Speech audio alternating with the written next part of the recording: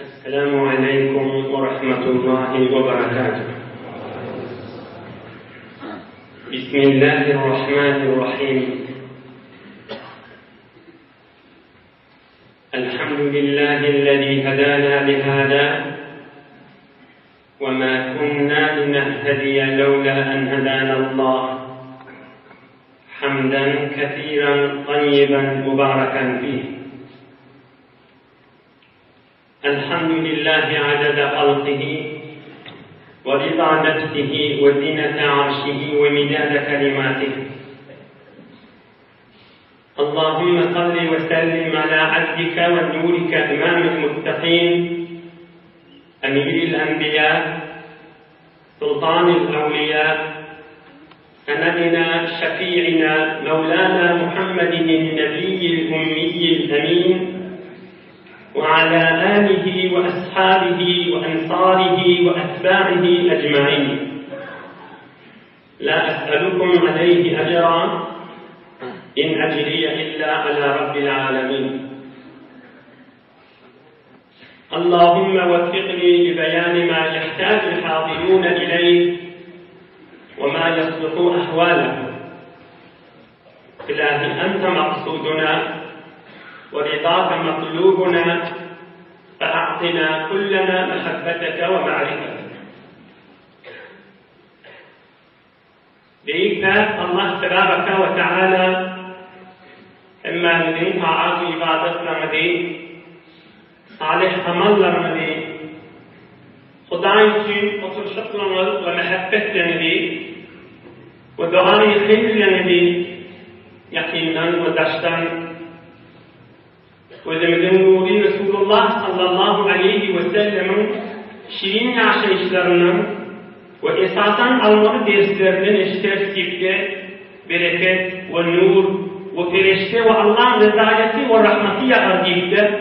Şirket etmek elbette ulu saadetten ve ulu Allah'tan lütf ve nığmattır. Huday Teala din ve dünyanın ahvat etsin inşallah. İnşallah Allah kuplesi vakit orta ikidane olukon vakıya vüttür Mekke-i Mukerreme feth olanına Peygamberimiz 60. yaşında Mekke-i Mukerreme'de hadildu ve ikidane olukon vakıya bir vakit kuplenmeni deslaklı vakıya uzaklaşsa inşallah olur vakıyanı indike etse Allah Teala kupleme öyle mi hizmetine de yetirir inşallah. Mekke-i Mukerreme Peygamberimiz ve sahabaların kendi tehmetleri bilen fetih oldu. Kendi açlıklar tahammül ettiler. Kendi yurtluklar. Kendi sefer 450 kilometre yol. Yolda şolanın içinde kendilerine tutanlar yoktur mu? Şolanın içinde yazda yılda istirahat etsek kandi kalınları yoktur mu? Şolanın içinde şu saat ağzılık, Hasan Peygamberimiz durur kan diyeleri yok mu kan? Vardır. Hükmet vardır. Behterin vesile bilen, behterin vesail, matur maşin bilen yakin yere bir geliyece adam, halı bulunacak buraya yağdır ya. Ama Peygamberimiz sahabaları bilen beter kendi zahmetleri çektirdiler. İnsanlarıyla çektirdiler. Oğlunun şoğundan başlatırlar. Hadelken adam var, 2-3 yönetmenle öyle yılgınların haberleşmek görüyor. O zamanla istisalat haberleşmekler var mı? O da yok. Oğlunun şoğunun Allah yarını git kayıtmalı, 2 ay, 3 ay, 4 ay, 5 ayda zahmetler çektirdiler. Ve bir ahiret Allah'ın kömeklerini bilen Mekke-i Mukerreme fetih oldu. Ama son üstüne de fıkıh kacak bir mühim mukaddemadır. Ey Müslümanlar, ey din, ey Allah diyen insanlar, belki şiliceki gurgunlarda fakat şu oturalım içinde kalmanı, beyleki Müslümanlar, beyleki benim din diyen, akim diyen adamın kulağına bakımlıkta varsa da şiliceki gurgunlarda.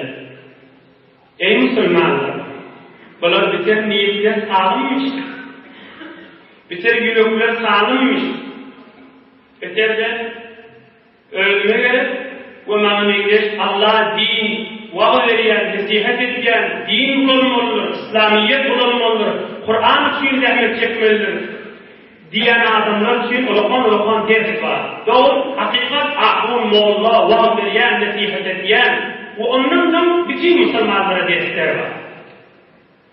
Bu adamın niyetleri sağlanmıştır. Bunu Huday için kıyımlayanmıştır. Başka hiç akıyatlarında yokmuş. Ondan sonra Mekke'ye mukarrere kaç kurttur. Kafirler Peygamber'in nereden gittir? Hemen geçişen gittir. Vesselam Allah'a bakır. Ki varlığın anlamında. Kafir hatta. Kafir. Gözeş teslim gittir. Ayda Müslümanlara gözeşti, hoş ahlakları gelmiş.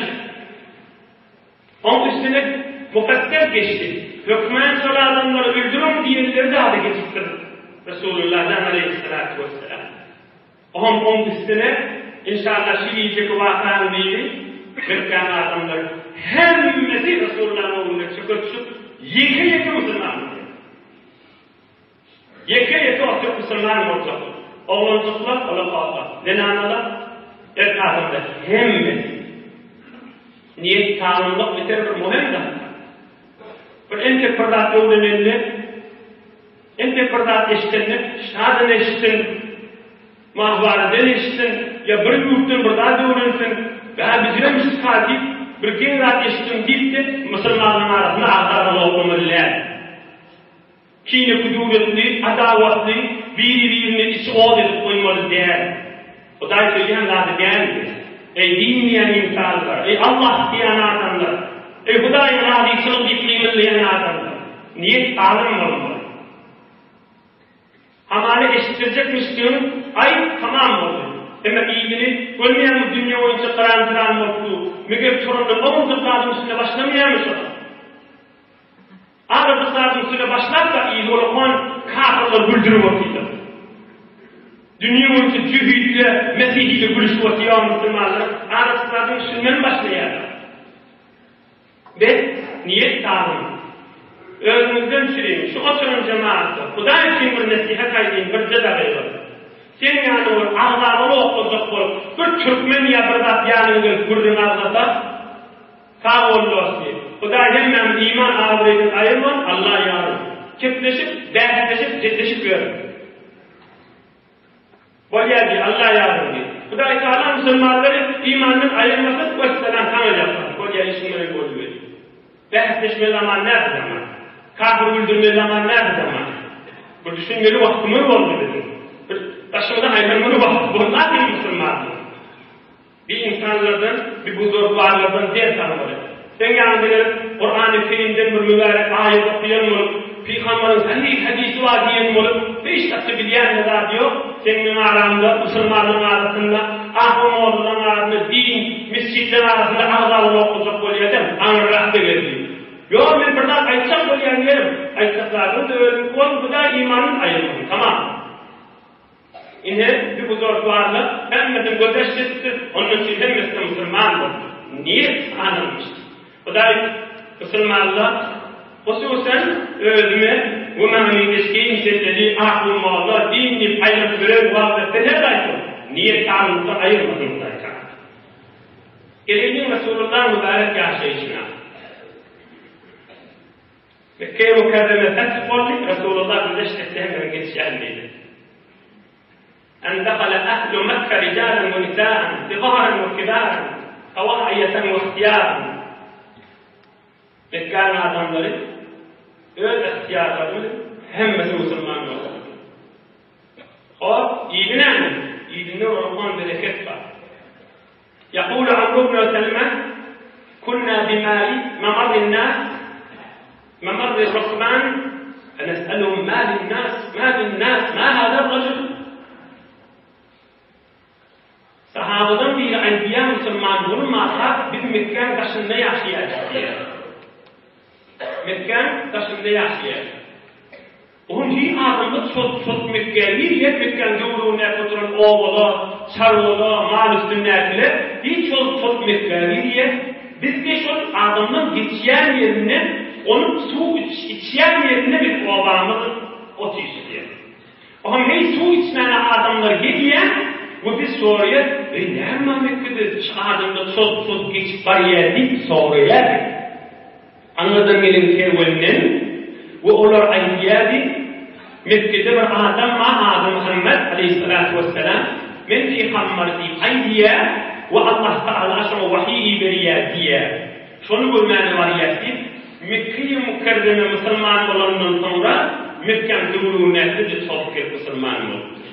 Yani deyip, كانت العرب تلوم بإسلامهم الفتح يقول العرب اتركوه وقومه son Mekke Müslüman bulmakta Mekke'nin dövülüğündeki adamla Arap'ta aydiyatmıştır. Özdeşin. Şimdi Mekke Müslüman olsa biz de bahsedeyim diyelim. Son kâremine iyi oldu. Merkeziyeti. Arap bütün son özdeşittirmiş. Mekke'nin adamları Müslüman oldu ki o kavmi son Muhammed'in aleyhissalatu vesselam biz de Müslüman olup diyemiştir. Aham Mekke'yi mükerreme ol bereketin üstüne Müslüman mı diye ve onun üstüne dövülüğüne adamlar da Müslüman mı diye. La ilahe illallah Muhammedur Resulullah diyenlerden bu diye. Aham son üstüne Kur'an-ı Kerim'de Sure-i Mumtehine 28'den sonra ahirki ayetini uyanlar. Şu cümleler var. Kur'an-ı Kerim okuyamayın, tercümesini giymeyin. Vahadalar Peygamberimiz Mekke'nin kafirleri Müslüman mı diye de dövülüğüne yeke olalıdır. Yeke olalıdır. Yani beyat ettir. Elinden tutup oturduktur. İnden beyler altı atsen boynuma diyenmiştik. Şiice Huday kukulduğunda münkassar şangurduğunda. Şu altıda benim de boynumuzda. Müslüman olacak mı altıda boyuna diyenmiş Resulullah sallallahu aleyhi ve sellem. Şu altıda da Kur'an-ı Kerim'de. Sure-i Mumtehine 28'den ifaradır. Sure-i Mumtehine ahtarıdır. Peygamberimiz Fecelese Resulullah sallallahu aleyhi ve sellem ala Safa. Safa dağının üstünde oturdu.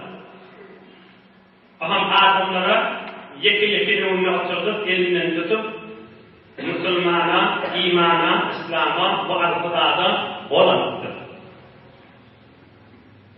Erkek adamda tamam olanından sonra erkek adamda kenara kavup zinanlar yetinlidir. ولما فرغ رسول الله صلى الله عليه وسلم من بيعة الرجال أخذ في بيعة النساء وهو صلى الله عليه وسلم على الصفا وعمر الفاروق رضي الله عنه قائد أسفل منه Peygamberimiz Safa dağının üstünde oturdu. Hazreti Ömer'e de öğünü ve eteklerinde oturuşlardı dedi. Zinanlarının öğü arasında. Men näme kefaytım zinanları eşittir. Şolar boynuna takdiptir. Men eşitmetenlikten eşittir. Şolar boynalarına ya Resulullah bana ayettiler deyip Muhammed Robiyir'den görünür. Yuballighuhunne anhu sallallahu aleyhi ve sellem. Peygamberimiz tarafından Peygamberimiz yuvuşanlar aydiye Hazreti Ömer radıyallahu anh zinanları eşittir yani. Katika yok sesine.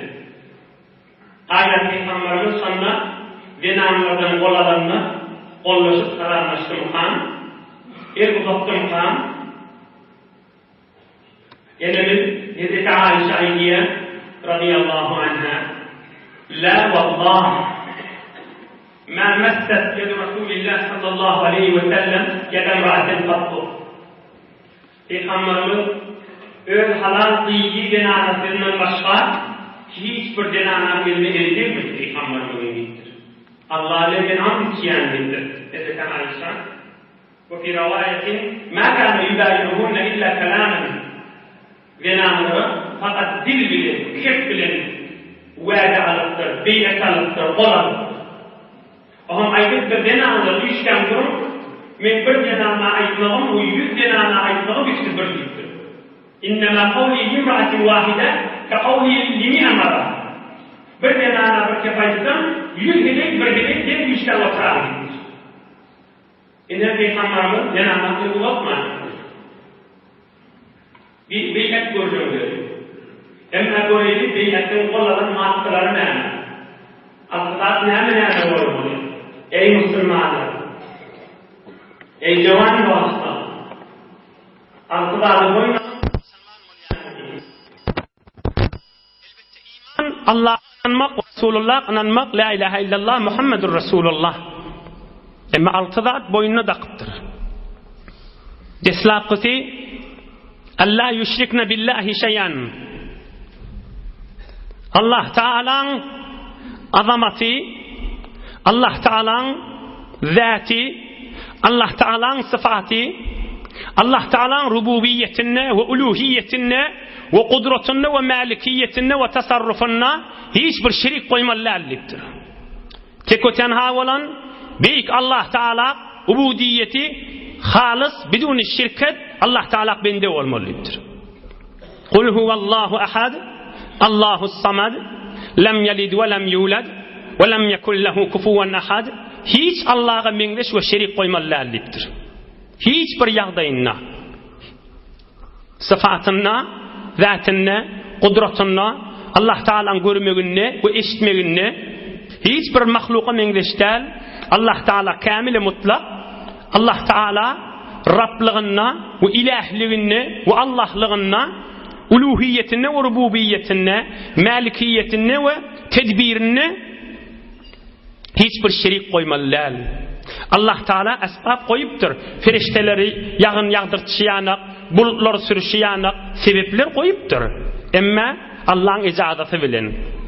Onun Huday Teala'dan başka hemmesine olmalı.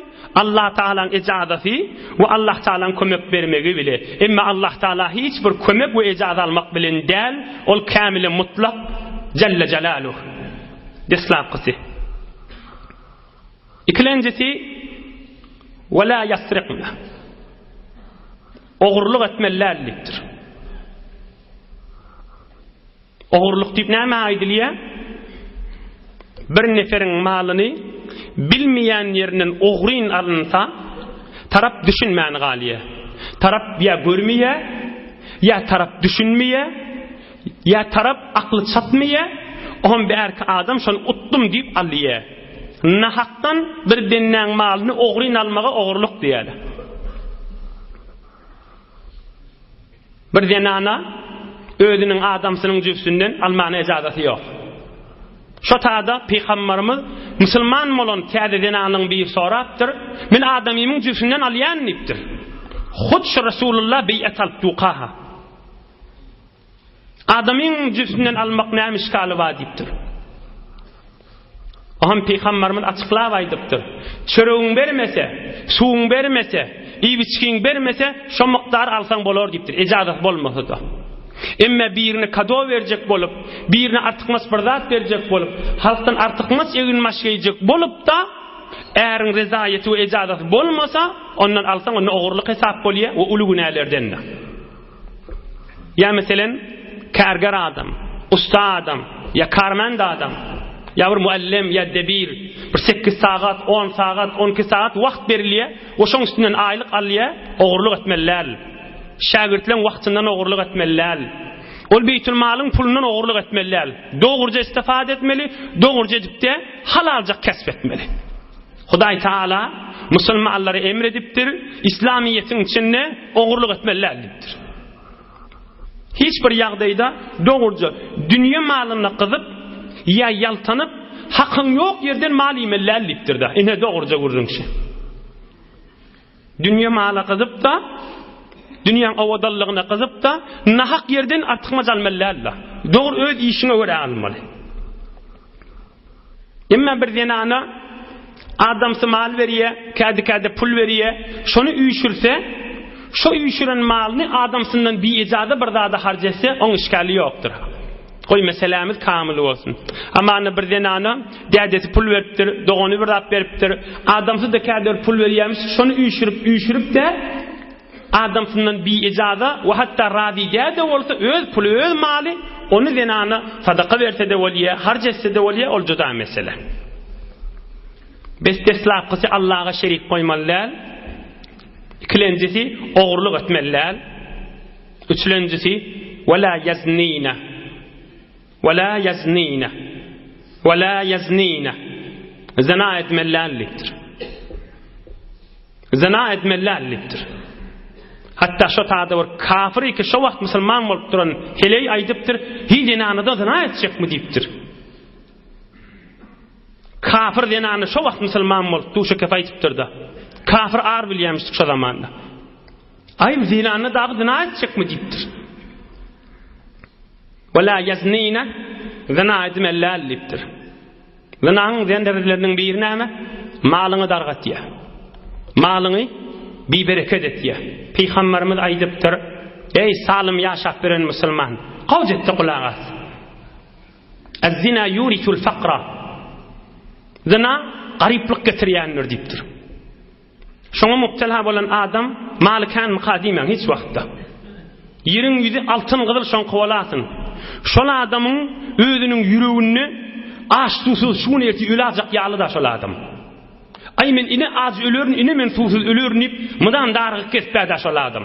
Şun peygamberimiz aydiye az-zina yurisul faqra. Zina ediyen adam bu zinanı mıdan gariptir diye. Mıdan hordur diye. Mıdan yüreği kısıp az ölacak yanık bolup durandır diye. Adamın malını bir bereket diye o kan malı mukadip hiç fikrini harap etip vermem. Son peygamberimiz aydıptır şol adam garip deyiptir. Son yüreğini bir giyip bolyanmasa giyip çıksan şunu ertimen ölürün ipbada şol adam açlıktan susuzluktan malı kandır. Hesabını pul kandır.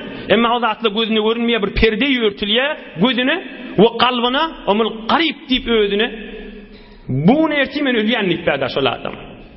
Adamın cismini haraplayan zatına, adamın ruhunu haraplayan da, adamın avadallığına ayırıyor, adamın yüzünün nuruna ayırıyor, adamı erhililikten ayırıyor, erhiliğin muhabbetinden ayırıyor, adamı inatadan ayırıyor. İnatadan ayırıyor diyenimiz, inatasının yanına yaşap verendir. Şol adam inatasını önçeki muhabbeti yüreğini dedemdir şi deyip bir muhabbeti var da ama şuna mubtela olandan sonra şon kalbinden sıfırlıyor da şol adamın. Ayallığını erkek doğanı var, şon kalbinden sıfırlıyor. İnni yalandan ayallığın erkek doğan. O adamın yanına ayallığın erkek doğanın manası yok. Deden manası yok. Oğul gıydın manası yok. Erhili yalandan. Erhiliğin onun yanında hiç manası olmaz. Zina diyenler Huday Teala haram ediptir. İnsanın kulli atifi ahlaklarının vücudundan sıfırıp ayırıyor da. Ahımşon namazından ayırıyor, edibinden ayırıyor, asmalara çıkmadan ayırıyor, Hudaya dimeden ayırıyor, ey Rabbim Allah dimeden ayırıyor. İnsanın mukaddesliğinden ayırıyor. İnsan bir evliya olmalı. İnsan Allah deyip gözünden yaşaktırıp biren olmalı. O zatlardan ayırıyor. Doğulluk, muhabbet, bereket, suyuculuk. Şulardan bir kartun mu? Kartun. Yalandan becerili kartun yanık yaşaktırdı. Ey cavan dost. Sen Huday için kulak as. Ey Türkmen doğancığım. O kulak as. Sen salim oğlan kulak as. Bir topar insanlar var. Müslüman kafir fark etmeye, kafirlere ağırlanıp, bir topar şimyayı dirmallardan istifade edip, hamanı nemeden çüreyim, şu darulardan istifade etsen, bağışlan zınan zereri yok hamana. Şu darulardan istifade etsen, bunu muhakkak danışmentler çıkarıptır. Bunu ulukan profesörler çıkarıptır. Bunu dünyada menip bilen pezeşikler, bunu tahkik edip belesini veriptirler, havvasını veriptirler kişi, adamı zarar vermeye, şunu istifade edip geçsen, şunu mesref edip geçsen adamı zararsiz deyip, bir topar adamlar şu darunu mesref edip de zınan içinde boldular, ve şu adamlar bir dertleri mubtala oldular, bir kuful oldu, bedelleri, cisimleri, ruhları, kalpleri şu darunu istifade etmeyen şu derdi mubtala olanak. Şu darunu mesref etmeyen zınan içinde girip birin şu derdi mubtala olanak. İmme şu darunu istifade edip ki şu darunu men istifade ettim zına bana zarar vermez diyen adam olu korrak dertleri düşüp de tamam kuful oldular. Onu Allah açar bilen açmasa onu hiçbir insan açıp bilmeye oladım. کنت مرد را نفس اماره خار اگر هوشمندی عزیزش مدار اگر هرچه باشد مرادت خوری ز دوران بسی جور و خاری بری حضرت سعدی ایدیه اگر هرچه باشد مرادت خوری ز دوران بسی جور و خاری بری Yüreğine näme düşenne etjek bolsaň, dünýähe görä kän horlar. Dünýähe görä kän sen horlar. Tövbe etsenäme, tövbe etmesenäme, häzir o gurrungy girmeň. Zererleriniň gurrungy. Malyndan aýrandan soňram. Garip edenden soňram, puly bada bolsa, enata oň ýanyna mana ýok. Erhile yalandan, oğlan uşağı yalandan, qyz oğlan ki süýji bolýa 3-4 ýaşyndaky qyz oğlan şoň gözünden aýrylýar da dädesiniň. Aslan qyzyň mahabbeti şoň galbynda ýokda. Hiç wagt ýok şol adamyň galbynda. Dogan yalandan, ibadat oň ýanyna manasy ýok, ilwin manasy ýok. Şol adam defteri wa bolsa defterini oturan ýerine yalandan otýar, fikir harapda. Şol adam iş yerine yalandan otýar. Eger kesbe kary bolsa yalandan kesbetýär şol adam. Eger şol adam şoňa mubtala bolup ibadat etse yalandan geçirýär. Şol adam yatyp galanna hamany uqs ýatýar da yalandan ýatýar, garaňkylykda ýatýar da şol adam. Yatmakada garaňkylykda, uqa gidenden soňra da garaňkylykda. Oýananda da garaňkylykda, oýanypda ýüzi gözüni ýuwup taşaryk çykanda da garaňkylykda. Özi de bilýär ha şol adamyň ruhy harap, jismi harap, garaňkylykda ýaşap be. Titrek gidip be, ýönüm aham öhüm edip taşardaky adamlara belletmäni ýüzüni ýuwup, ýa bir sabun, şampudan istifade edip özüni salym köküjek bolýar, emma gursogy, sinesi, wujudi titrek gidip be şol adamyň. Mutmain bol şu barada. Ey musulman, Allah Taala şonuň üçin haram etipdir. Barman şoňa diýipdir. Allah yüşrikne billah we la yasriqna we la yaznina. Zanak barman diýipdir. Titredip, dargadyp oklaýa adam.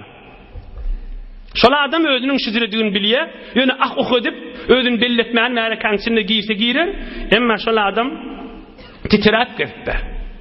Horlukça getdi fakir.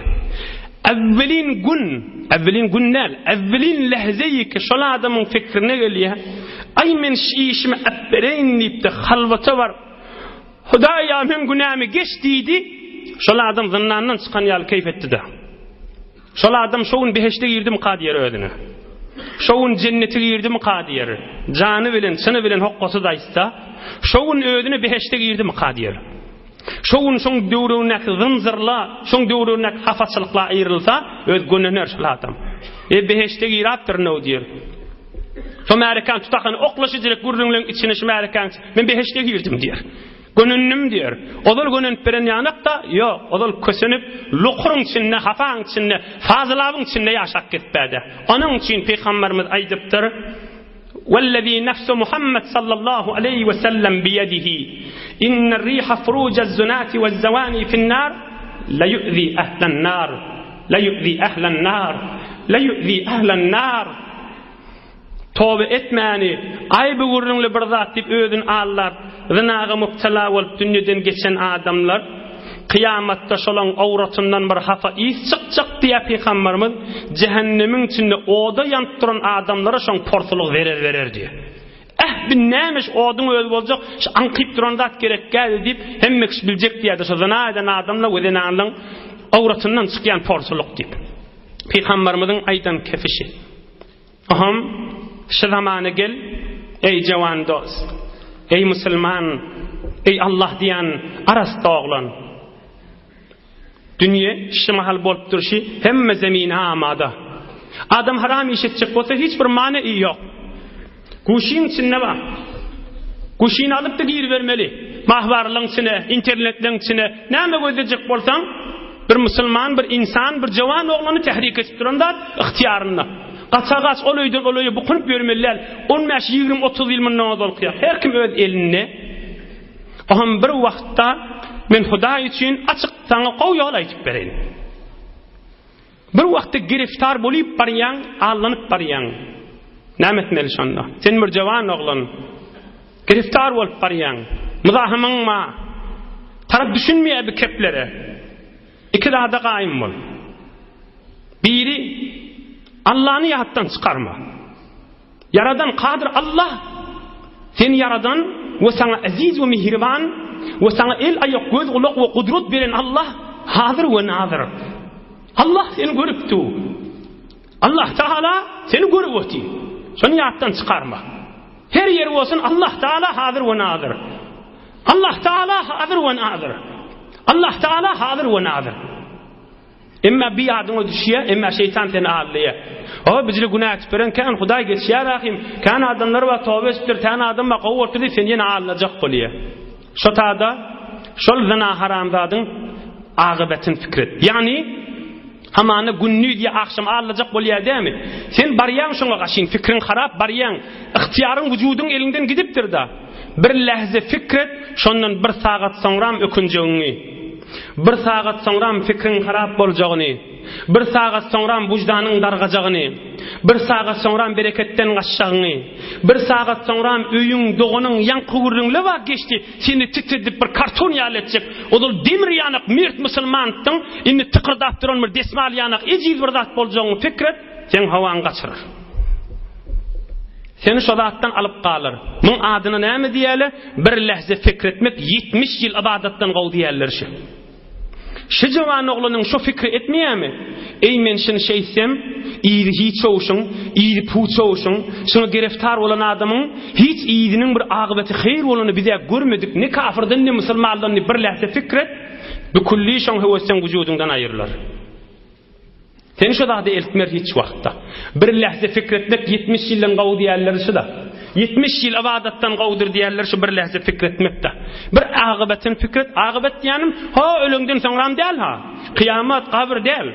Şondan 5 dagyga soňrasy, 10 dagyga soňrasy. Ölünçäň şoň süýjülük seni göbermän gezmejege bir belli bir zat be. Dagaýyky geçşek, emma şoň ýyly näme bolmaly? Hiççi. Meger kan oglanlar bir tofar kan diýmeň, bir tofar az da bolsa aýtmaýarlarmy? Jowan wagtyny pul kanti, mal kanti, kan erkoglardan çürüm ýa-denanlardan çyn bir tofar harjetdiler. Emma inni pulu ýok, hiç kim onu innäna. Hiç kim oň menen işi ýok. Hemme harjedilleri, hemme zähmetleri hiç bolly. Inni hiç kim onu innäna ýan kadamy? Şol adamlar şoňa haýyr doga edermiken pul harjetdi diýip. Haýyr doga söýýändirler, lanet aýdýändirler. Häzir ölmäkä ha.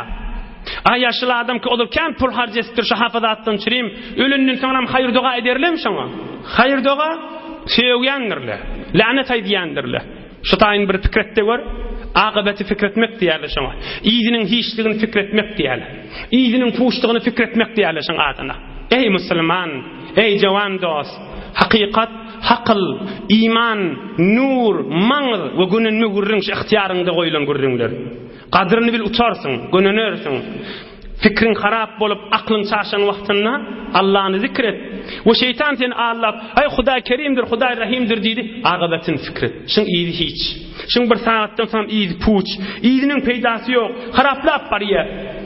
Adamy bibereket etýär, ökündirýär, narahat etýär. Oğlan uşakdan, inatıdan, Kur'an'dan, namazdan, ibadattan, hemme zattan koyyerliğin fikri adamı nurdan doğru eder. Üstüne ferişte yagar, üstüne nur yagar. İnhe Allah'a şerik koyma, oğurluk edme, üçüncü Resulullah Müslümanlığın boynuna taktır Allah taraftan zina edme. Tövbe eden adam mutlaka tövbesi kabul Allah'ın kapsında. Hudaýa iştiba etdim diýip ýüregi bilen gygyrdy, üstüne nur ferişte ýagdy, gönünni oladym. Şoň beheşte giren ýaly boldy. Emma şu gurjunlar eşitipdir hamana, bir CD barıpdyr, özüň ýetiripdirsiň, donjugum beýlede şeýle diýip, ohamyň ýüregine düşýär iman, şonu uzaklaşdyrjak bolmaly. Nämenen ýoldaşyna äp bermeli. Nämenen tarafy ýüregiňe awymasyn. Ayt dosyňa. Ol tarafa ýüregiň awymasyn, özüňe ýüregiň awysyň, öz imanyňa ýüregiň awysyň. Ol tarap gözleşek, ol tarap ağlajak, ol tarap özüni öldürjek, ona gaýgatma, sen wezifäň däl, seni Hudaý onu sakla diýip bermändir. Şon salym sakla diýip Hudaý bize emretmändir. Näme diýip onu gaýgatmaly? Özümizi gaýgat eýliň. Gorsakdaky ak imany gaýgat eýliň. Sen özüňi we imanyň gaýgatsaň, sen bereketiňe tarapdar asda bolar. Mutlaka Allah Teala bereket yağdırar, nur yağdırar, ferişte yağdırar. Bir milyonlarca tecrübede görünen zatlar. Tarap çağırıya harama, yüreğin ağı imanı, özüne yüreğin ağı. Hudaýa iştiba etdim deyip dursan, tarafın yüreğine iman nökülüye. Näme deyip? Hak diýen zatları, Kur'an diýen zatları, Allah Teala'nın buyruğunun bir haybatı var, bir nuru var, bir keramatı var, döwrüň näkiler çekip alýar özüne. Eger Hudaý Teala'nın ve dinin ve izzeti ve Resulullah'ın yaşayışının kerameti ve nuru bereketi olmasa iki tabağa mescid dolu oturmurdu bu soğuk havada. Resulullah'ın yaşayışının süyücülüğü, cezabiyeti, bereketi ve nurudur da sıkışmanı gör otu Mehmet iki tabağa da olup. Din, iman, nur, Kur'an diyeninin özünün bir haybatı var, özünün bir izzeti var, özünün bir kerameti var Allah Teala taraftan. Sen mert bollu imanına kaim ol, tarafın kalbine iman dökülür. Onu gaygı edip de ya yüreğim kıssa deyip de haramı muhtela bolama. Ya nur ya Allah. Ya nur ya Allah. Ya nur ya Allah. Dilinde şu olsun, ağlanacak olsa. Ey nur eyyesi Huday, men kursağım nurani ettiği manası. Ne kadar avadan manası var. Allah Teala'nın avadan güzel adlarının biri nur. Ya nur ya Allah. Ya nur ya Allah. Ya nur ya Allah. Nur eyyesi olan Huday, men kursağım nurani ettiği. 3 gelek ayt, 10 gelek ayt, kursağım nurdan dolu olur. Yine vasvas olacak oldu mu? Şükürler eşitsin. Heftede bir gedek, 2 hefteden bir gedek, 3 hefteden bir gedek. Ya kulak astın, ya bellice yerde koysun, ya yattaş etip koysun, öynün önüne koysun. Şeytse keyif etip yaşar. Öz zindagisi aram bolar. Halvatahun tahzir yanık, köne aqulladiler fikretten görün, dünyadan geçip gittiler. Şol adamların arasında barıp oturanda, yanlarına barıp oturanda ne kadar adam keyif ediyor. Bir 5 dakika 10 dakika hayır duasını alıp qaytyan ya başka teberrik takdirler. Yanlarına barıp oturup ya taksir bolmasın. Köne yaşıl sofla vardır. Arasta bir oğurluğa barmadık, zinaga barmadık, haramdatlara barmadık adamın yanına otur. Aslan rahatlığından özün istifade ediyen. Özün yüreğin açılıyor şol adamın yanına oturup qaydanda. Arastalığın bereketini öde, arastalığın nurunu öde. Şol adamlar ne kadar lezzet alayanlar zindagilerinden ki biz yana kaptalından barallı keyfet yaşalığın yüzü özünün örüngde, oturuşunun örüngde. Şolun özü ne kadar keyfet yandır öz zindagilerinin, arastalıklarından, kursoklarının arameşlerinden, kursokları asmalı bilen irtibatlı olup, canı keyif edip yaşap verişlerinden ölür ne kadar lezzet alayanlarlar. Arastalık dışında nurdur. İnsan keyif edip yaşaya. Şularda giriftar bolon menen giriftar bolmadık hiyen bolor mu? Tövbe eden menen denmedik den bolor? Hiç den bolmar.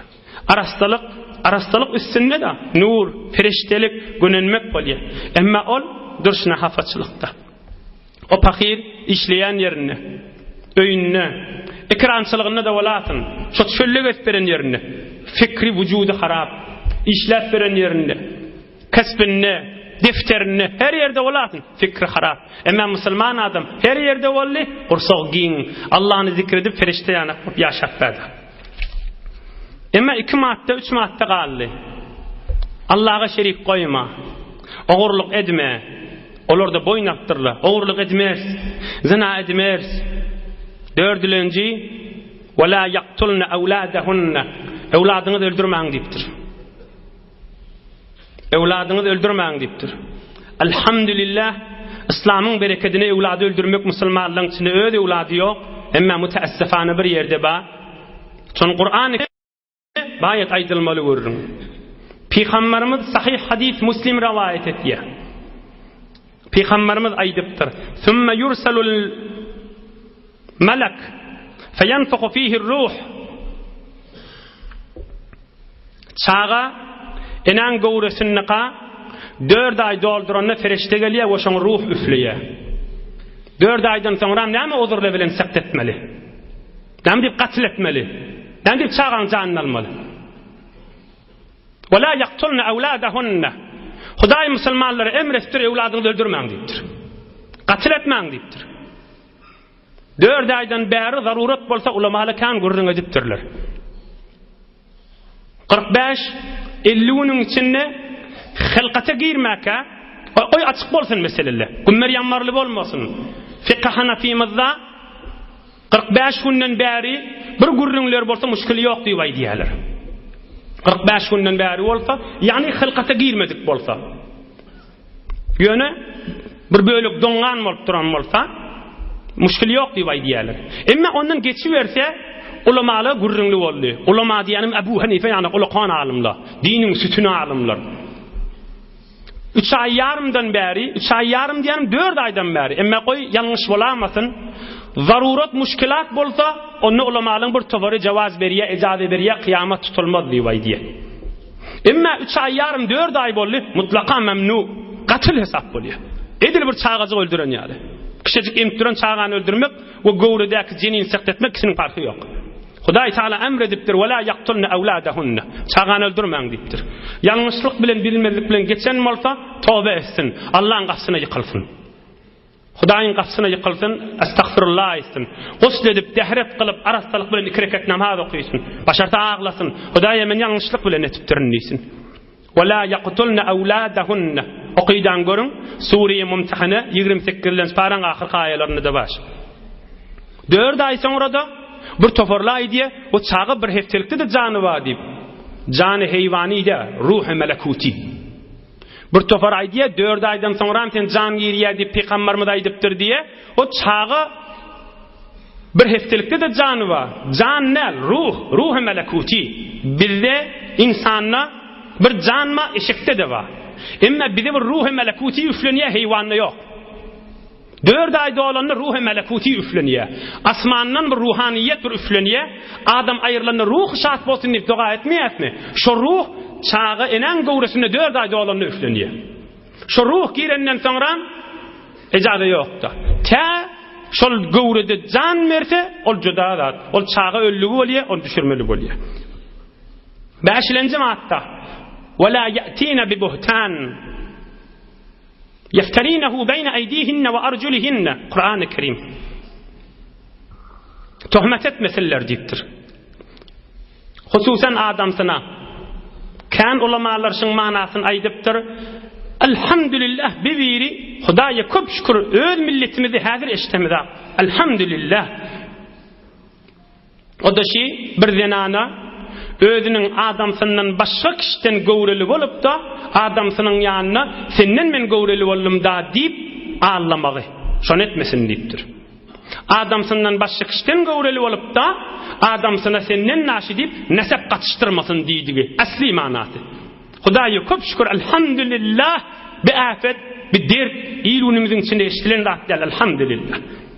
Ve kulli manasy ve la ya'tina bu buhtan töhmet etmeseler. Bidereplikten kep katıştırmasalar, birini ulukon ağuli yalan kepler aytmasalar diýdi. Ve ahirki maddasi ve la ya'sinaka fi ma'ruf. Ey Rasulullah, sen bu sofar qowlukly bilen buyurýan sen diýenin etip kesseler. Bir de umumi bolla. Allah yüşrikne billahi şeyen, Allah'a şerik koymalar. Allah Teala'nın zatına, sıfatına, rububiyetine, uluhiyetine ibadet fakat büyük Allah için olmalı. Oğurluk etmeler, zina etmeler, çağı öldürmeler ve töhmet etmeler, buhtan, yalandan zatları etmeler. Bu ahir kıssa Resulullah'ın diyeninin çıkmalar diyor. Yine şu zatlar bir fikretten görün, bir lahazati fikretten görün, katil, oğurluk, zina, Allah'dan daşlık, hemmesi insanın sistemini yaradılışın bihem uğrayan zatla. Adamın arameşine ayırıyor. Şol adamlar 10 yıl geçenden sonramda şu enelerimin qaw bilýänler. Bir wagt yanlışlyk bilen şu ýaňky çağan çykdy denne olsa 20 yıl üstünden geçipdir. Häzirde şu fakirin arameşi ýokdy. Häzirde şoň urwaty da ýüregi.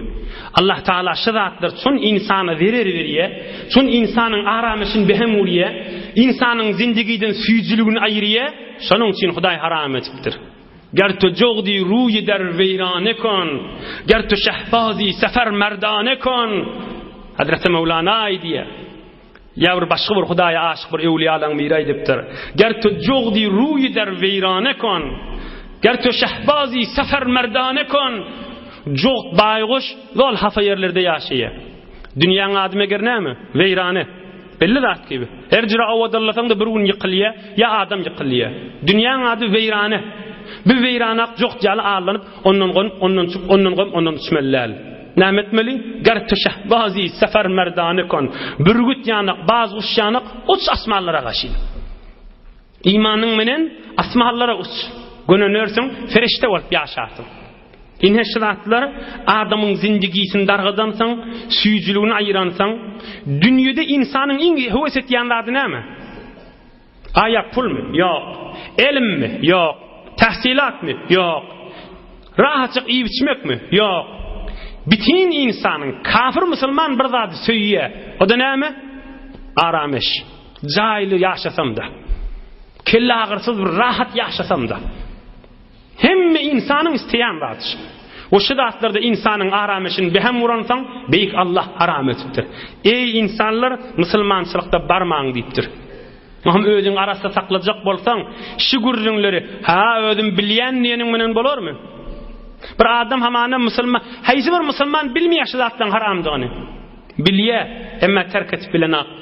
Nämeden çüreyim? Şu beýti okuýan tamam edeýinhom. Kuştane inkar akl و هوش نیست شیر باطن سخری خرگوش نیست. Hazreti Mevlana naqad avadan aydiya altının suulen yazıp koymalı. Kuştane inkar akl و هوش نیست. İçindeki nefsini öldürmek verenlik bilen näl. Ha men şu nefsim şizresem ölür, hiç ölmez. Fikrediyotyn nefsini öldürecek deyip nefsini güýçlendiriyotyn da. Kuştane in yani nefsini öldürmek. Kare aklu huş nis. Verenlik bilen, savat bilen, tahsilat bilen, kan kitap okuymak bilen bolmaýar. Nämenen bolýar? Sizler nurun etegine girmek bilen bolýar. Bereketin etegine girmeli. Sokulşyk galmaly. Hudaýyň rahmatynyň etegine girişik galmaly. Adamyň nefsini horly ýaşa. O başga zat bilen bolmaýar. Şiiri baten, suhriye harguş nis. Bir qadim oglanjyklaň bir jokuby güldürmeden çy matala edilýärdi da. Bir tawşanjyk bir şiir alla, bir arslan alla, quya oklapdyr. Hal içinde de bir şiir var diýip, tawşan alla, şiir quya oklapdyr diýip ma'ruf bir mesel var da. Hazreti Mevlana näme diýär? Şiir baten suhriye harguş nis. İçinde bir nefs ýaty, şiir ýaty. Onu tawşan ýanjak aklyň menen onu Allah bilmersiň diýipdir. Bu allanjak zat däl nefs. Meger nämenen nur, iman, bereketiň etegine girmek bilen. Allah Taalaň rahmaty dökülip duran şizirek bir nur we bereket we ferişte we Allah'ın rahmaty ýagyp duran ýere sokulşyp oturmaly.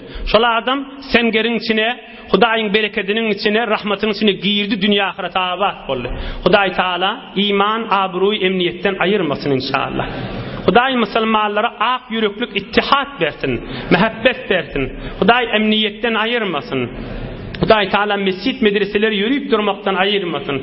Hudaý kalplarımız pak etsin, zindigilerimiz pak etsin. Hudaý öýlemize arameş versin. Hudaý öýlemize jaýlyk, bereket versin. Hudaý zindigilerimize süýjülük versin.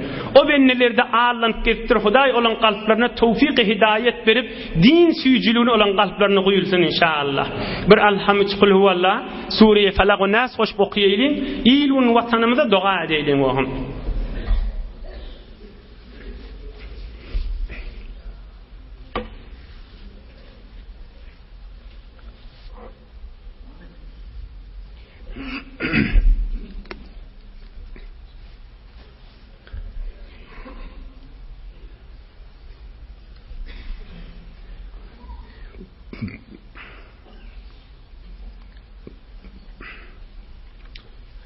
Seyyid ahun mahsum bam çay boyun. Davdahun ilahi amin. İlahi amin. Hatme tesbihler, hatme Kur'an-ı Kerimler ve müşkilli doğullamız vadiptirli hemmesine dua edin. İlahi amin. Amin ya ilahel alamin. Amin ya mucibed davet. İlahi amin. İlahi amin. Amin ya erhamer rahimin. İlahi amin.